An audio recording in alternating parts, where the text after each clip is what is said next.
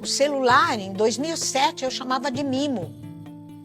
Hoje ele é inseparável do nosso corpo e da nossa mente.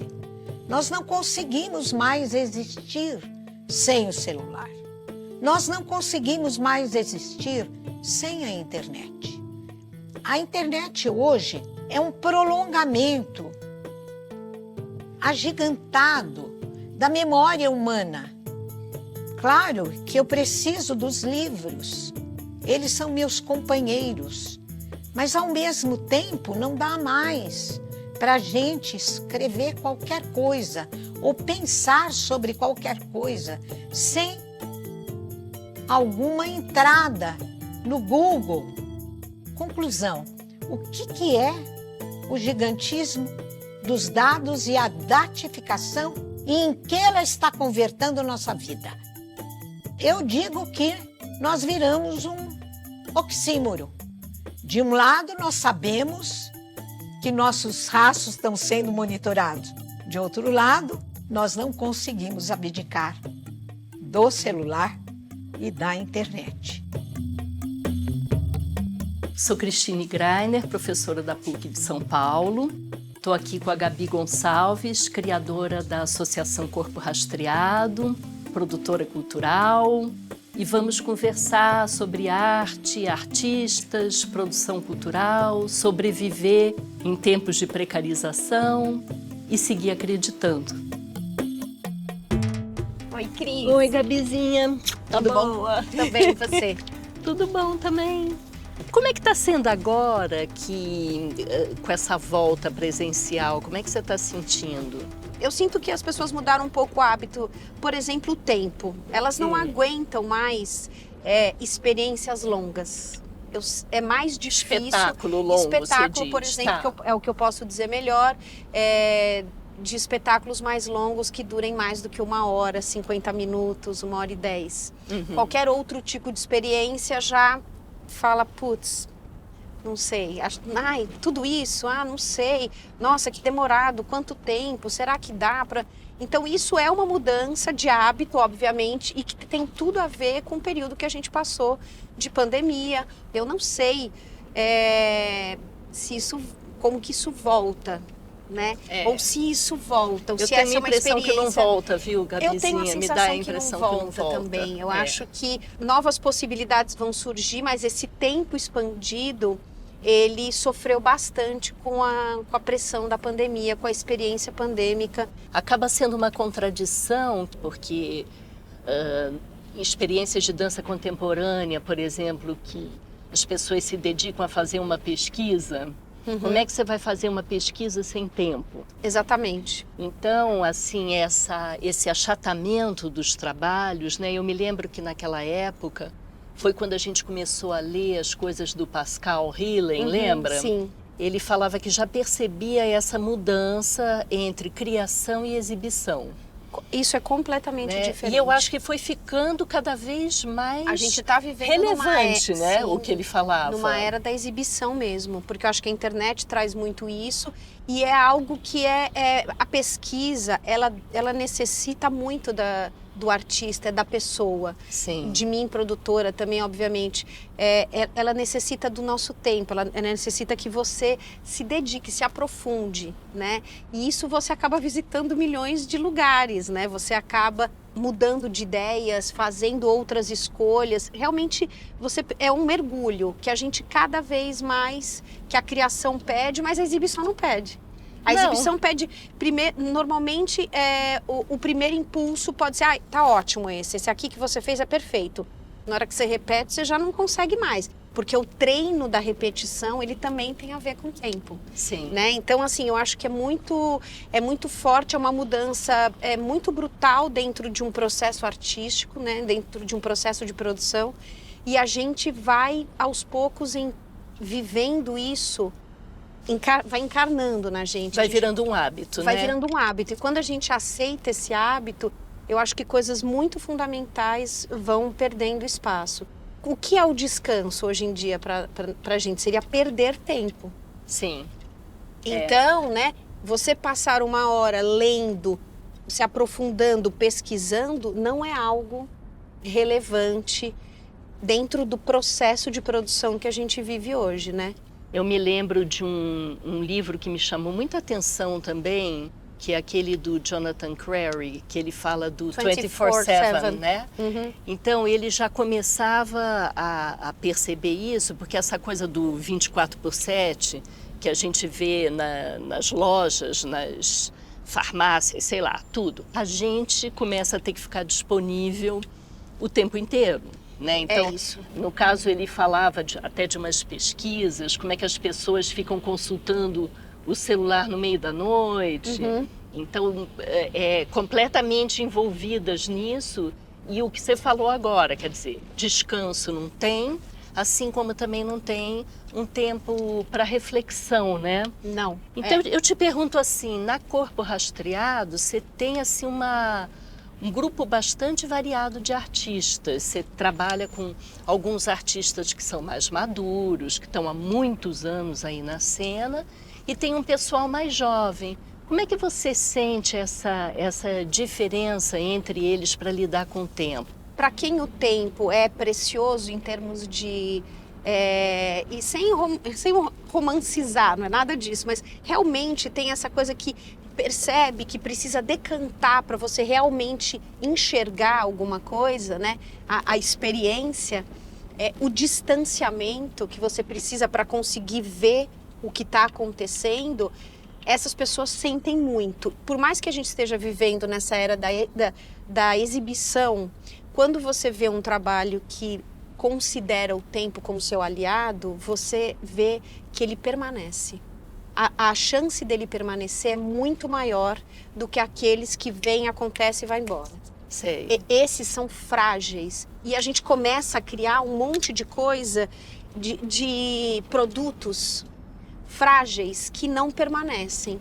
E isso cria artistas frágeis. Sim. Conceitualmente. Eu acho que tem uma diferença entre focar só no produto ou quem valoriza o processo, que é isso que você está falando, a diferença até não só no uso do tempo, mas na própria concepção da criação, né? O mercado te pede produto. Pede produto o tempo sempre inteiro. Um produto sim. novo. Essa é outra coisa, essa ideia de inovação, o novo, aquilo que tem que estar... Eu tenho que sempre ter uma ideia genial a cada 3, 4 meses, a cada 6 meses, se eu der muita sorte. Então, assim, é impossível. Claro. Boas ideias a cada 6 meses, boas ideias em massa, assim, acontecendo uma atrás da outra. Isso não é possível, né? Você não constrói percurso assim, você sabe muito bem. Lógico, né? Mesmo porque isso acomete também a universidade, né? Onde Acomete. eu atuo. Quer dizer, essa saga da produtividade que não pode parar nunca, né? E é complicado, porque para você articular um pensamento, para você articular uma ideia, isso não acontece rapidamente. Não. Então, se o tempo é roubado da gente, sim, o que fica é um vestígio assim muito rasteiro, né? O que é o Big Data? É esse universo de um gigantismo, oceanos de dados que hoje constituem o mundo da internet. E eles crescem continuamente. Não há parada, não há ruptura, por enquanto, para esse crescimento. Por isso se constitui um outro grande desafio que nós temos que enfrentar. Por quê? Big Data, os grandes dados, o gigantismo de dados, levou hoje a essa passagem disruptiva da digitalização da primeira era da internet para a datificação segunda era da internet. tudo se transformou em dados. Conhecimento se transformou em dados. Nossa vida se transformou em dados. Nosso eu se transformou em dados. A gente estava conversando essa história do tempo. Como é que você vê, como é que você sente essas questões tecnológicas, assim, tipo TikTok, por exemplo? Para ser bem sincera, eu não tenho tanta certeza ainda do que isso significa para o nosso corpo, né? Para o nosso trabalho. Mas eu já sinto pistas do que isso vai trazer ao longo das próximas gerações, né?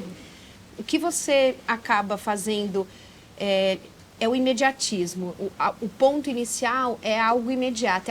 É aquela ideia que você tem, você faz, às vezes, muito despretensiosamente, aleatoriamente, você cria alguma coisa muito besta e aquilo pega. Eu acho que tem a ver um pouco com aquela ideia de meme, você não acha? Sim, eu acho que sim. Que pode ter muito a ver com aquilo que gruda, insiste. Normalmente são informações simples, não é nem simples, simplórias até, talvez, pode ser. São coisas que grudam. Surge alguém fazendo uma coreografia. É engraçado como a dança tem muita força. Sim. A linguagem da dança tem muita força no TikTok, porque ela é o movimento, e é o movimento, é a imagem, é o vídeo que está contando cada vez mais, né? No fundo, o que permanece é a plataforma, né? Porque as coisas, as imagens, os conteúdos, eles são descartáveis. Para o entretenimento, eu entendo com muita clareza. Eu me pergunto assim, experiências, por exemplo, de dança contemporânea, que normalmente trazem uma questão. Como é que seria possível? Poxa, obrigada. Como seria possível usar esse tipo de tecnologia para lançar alguma coisa? O que eu percebo e o que eu sinto é que a gente precisa ter essas fronteiras mais permeáveis, assim, sabe? A gente precisa ser um pouquinho menos preconceituoso na hora de olhar para essas ferramentas, porque elas estão aí, elas são fortes, elas têm um poder de abrangência que uma dança contemporânea ou um teatro ou qualquer performance, arte viva não alcança, né? E tudo bem, acho que cada coisa tem o seu lugar, mas eu acho que como experiência, se a gente vive nesse mundo hoje, eu acho que a gente poderia tentar ser um pouco mais permeável para entender os modelos. Isso é um modelo de fazer. Tem uma potência de comunicação ali? Tem. Isso é um fato. Essa é uma questão que eu fico pensando. Tem, como lidar com isso? Tem uma potência de comunicação. A gente pode, que é o que a gente mais faz, julgar a qualidade do que está sendo comunicado. Mas está sendo comunicado. Então, se a gente der um passo atrás e olhar para isso e falar, tá, então vamos tentar entender como é que essas pessoas estão conseguindo chegar tão longe. Porque a gente vive falando de coisas muito lindas e maravilhosas para uma meia dúzia de pessoas que habitam o mesmo imaginário e as mesmas questões que a gente. Então, assim, se a gente quiser dar um passo afora, é isso que eu acho, assim, precisa ser um pouco mais permeável para que aos poucos, a gente precisa de tempo, não é rápido, não vai ser fácil. É uma mudança de paradigma, na verdade, me parece.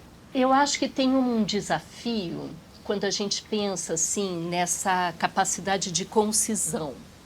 Então, por exemplo, esse vídeo teatro do Toshiki Okada, que ele conseguiu sintetizar a questão do descarte em menos de 5 minutos. Ele pegou uma imagem de uma máquina de lavar roupa e a máquina de lavar roupa não funcionava mais. E o que você faz quando uma máquina de lavar roupa não funciona mais? Você joga fora.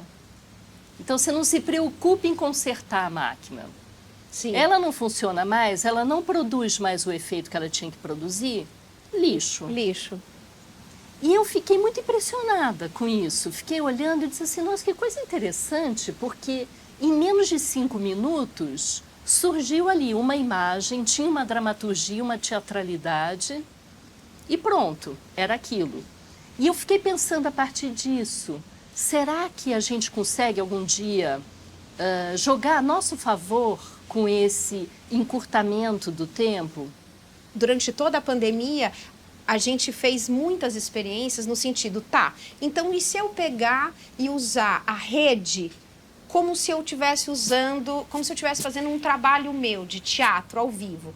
Então eu vou colocar 3 sinais, eu vou colocar a hora de estreia, aquilo vai acontecer e vai sair do ar, depois eu vou fazer 3, 4 sessões e vai ser assim, Olha para aquilo, vê se aquilo funciona, aí você percebe, aquilo não funciona. Mas era uma necessidade que a gente tinha de existir. De testar, né? E de existir de alguma maneira, de um modo que você se sentisse seguro, ao invés de se jogar. Por exemplo, para nós, deixar um conteúdo on demand é a coisa assim mais absurda que existe. Eu não acho mais hoje, mas começaram assim, mas... E se a pessoa é tão escasso a relação, por exemplo, com o público, que você fala, mas se eu deixar disponível, ninguém vai querer ver. É uma outra lógica, não é a lógica que habita esse ambiente. Sim. Então, eu acho que todas essas coisas são passos que a gente deu. A relação com visualização, não tem como lidar, não tem comparação. As pessoas, a quantidade de views que um conteúdo que é de internet, é feito para a internet, é pensado para a internet, ele tem um interesse. Os algoritmos levam as pessoas a esse lugar, mas a esse não. É diferente. Então, assim, Sim. A gente também começou, num determinado momento, a precisar ter os views, que os likes, os views, essas palavras que... Antes você falava, meu Deus, eu nunca pensei em view na minha vida. Eu nunca pensei em view na minha vida até então. E aí depois você passa, e depois você fala, não, calma, não é assim, calma. Você está misturando as coisas. Então, acho que tudo isso para responder isso que você começou com a máquina de lavar, que eu acho que sim. Mas a gente tem que dar um passo para experimentar essas coisas. Você sente que a presença, e você, tem vários artistas trabalhando com você, que são esses corpos dissidentes, como Sim. você fala, você acha que essa presença cênica desses corpos traz também um questionamento para a sociedade? Porque a gente está vivendo, né, esses momentos em que tem algumas questões que estão, assim, não tem como camuflar mais. Não tem como dar nenhum passo atrás mais com relação a isso. Do meu trabalho, por exemplo, né, com tantos artistas de 10 anos para cá, é uma mudança, assim, brutal. Porque hoje em dia, eu já não olho mais assim como corpos, a necessidade da presença de outros corpos. Sim. Eles estão, e o que a gente precisa é naturalizar a presença de todos os corpos. Dentro do meu trabalho, por exemplo, ela é total. Eu percebo que hoje a dança, ela é um lugar muito mais amplo, muito mais plural.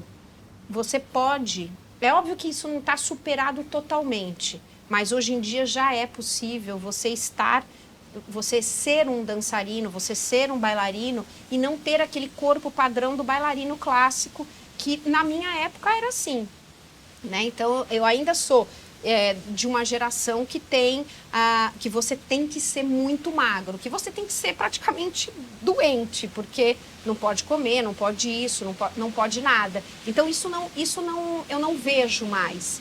Eu acho que ainda a gente está muito longe de conseguir realmente ter um espaço 100% plural, em que a gente aceite todos os corpos, mas eu sinto que a gente deu muitos passos em relação a isso. O ambiente artístico, da cultura, ele traz essa abertura. E o meu lugar agora de interesse é como que a gente tira dessa bolha, desse lugar, onde a gente conversa, onde a gente lida com isso com naturalidade, como a gente conversa sobre isso, como a gente se aprofunda sobre isso.